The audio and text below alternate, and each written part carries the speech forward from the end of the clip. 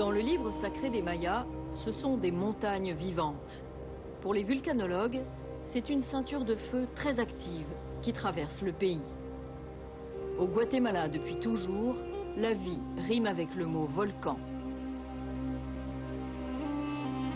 Le Pacaya est resté en sommeil pendant plus d'un siècle. Soudainement, en 1965, il explose avec une rare violence. Le docteur Alfredo McKinney assiste à ce moment exceptionnel qui a transformé toute sa vie.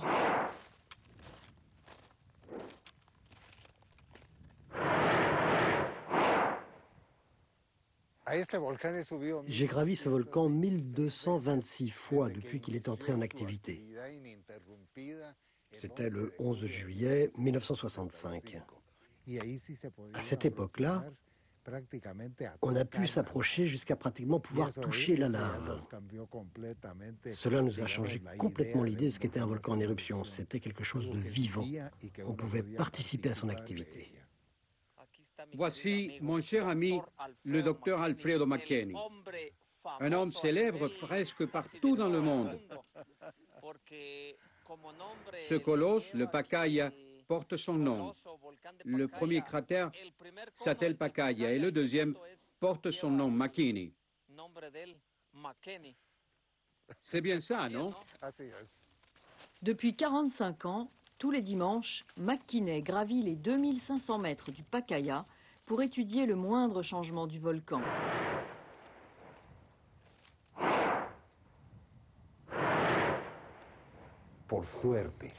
Heureusement, le jour où nous avons été surpris par l'explosion du volcan, j'avais ma caméra avec moi. Et à partir de ce jour-là, ma caméra m'a toujours accompagné. Il est vrai que des fois, on a eu vraiment peur.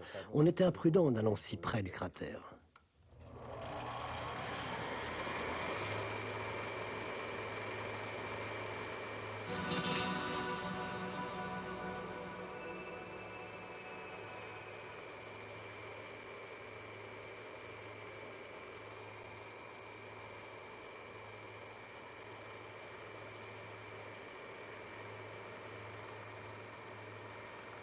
Pour les vulcanologues du monde entier, McKinney est une figure emblématique, une mémoire visuelle, car personne mieux que lui n'a suivi aussi longtemps et aussi régulièrement la vie d'un volcan. À 78 ans, il poursuit ce travail avec la même assiduité.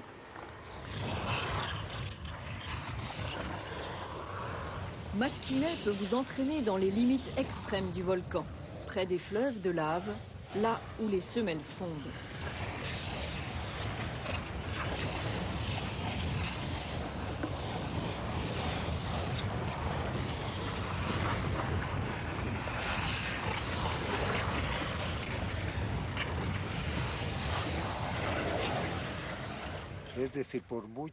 Malgré toutes les études sur la vulcanologie, sur les risques et principalement sur la prédiction des éruptions, on a très peu avancé.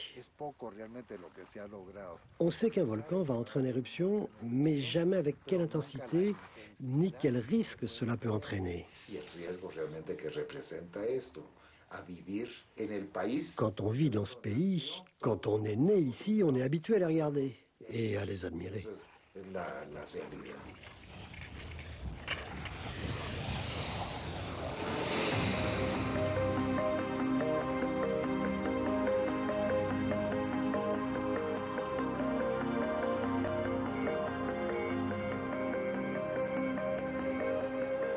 30 km à vol d'oiseau séparent le Pacaya de Guatemala City, la capitale du pays.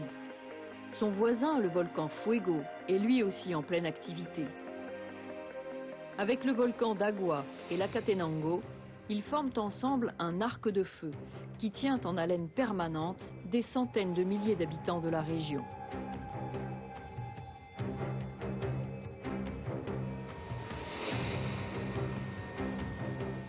En 2000, après une explosion du Pacaya, une pluie de cendres s'est abattue sur la capitale, provoquant une alerte générale de la protection civile et la fermeture des aéroports.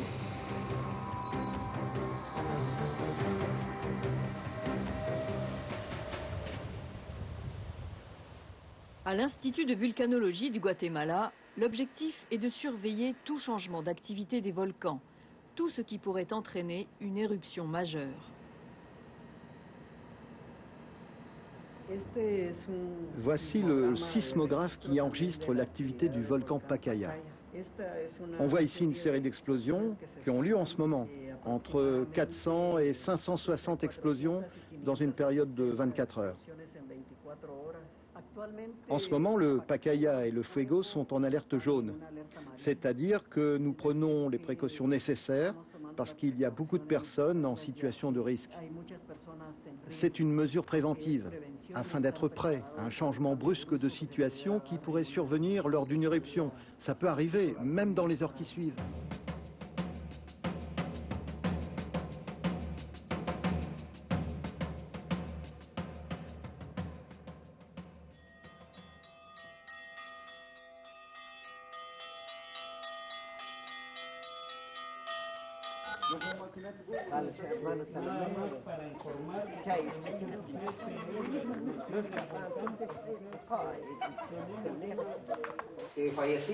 Des morts, nous n'en avons aucun.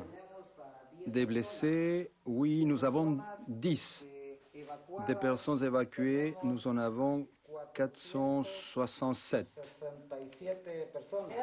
Comme dans une pièce de théâtre, avec le personnel de la protection civile, les habitants du village de Panimache répètent régulièrement les consignes d'évacuation en cas d'éruption violente du volcan Fuego.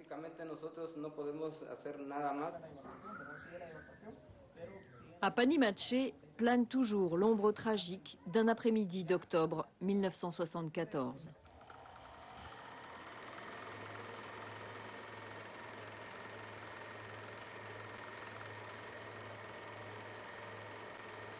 McKinney filme ce jour-là.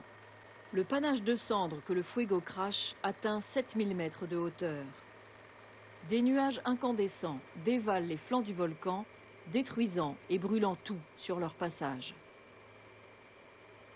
Des milliers de personnes sont évacuées cet après-midi-là. La communauté de Panimache est construite sur une ancienne couche de coulées pyroclastiques.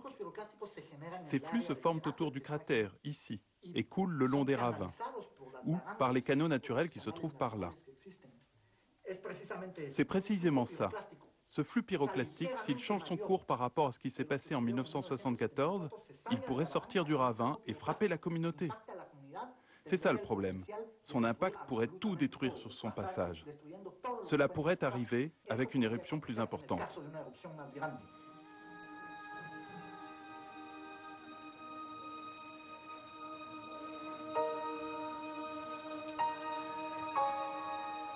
C'est à Panimache, face au Fuego, que l'Institut de vulcanologie a placé la principale station de surveillance du volcan.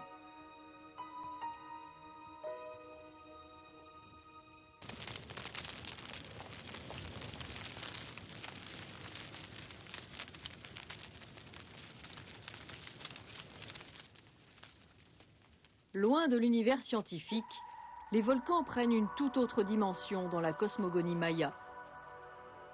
Le sommet du Santa Maria, qui domine les volcans du pays, est un haut lieu de rendez-vous pour les chefs spirituels mayas.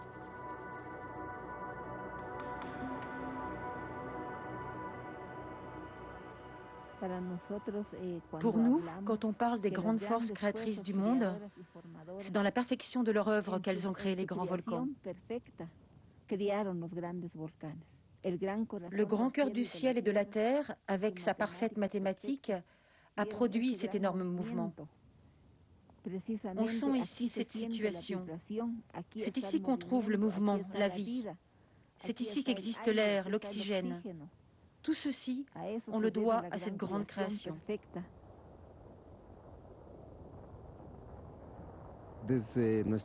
Dans notre cosmovision, nous savons parfaitement que les volcans sont les endroits où se trouvent nos grands-pères masculins. Et dans les eaux se trouvent nos ancêtres féminins, nos grands-mères. Et c'est là la grande combinaison, les eaux avec les montagnes et les volcans. Donc, quand un volcan est en activité, c'est une concentration totale d'énergie physique, mais aussi d'énergie spirituelle. Ce sont des messages que nous, les êtres humains, devons commencer à comprendre.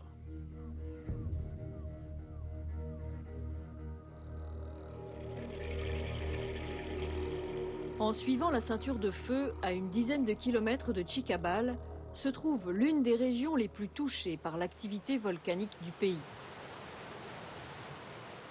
En l'an 2000, en quelques semaines, les 13 000 habitants de la ville du Palmar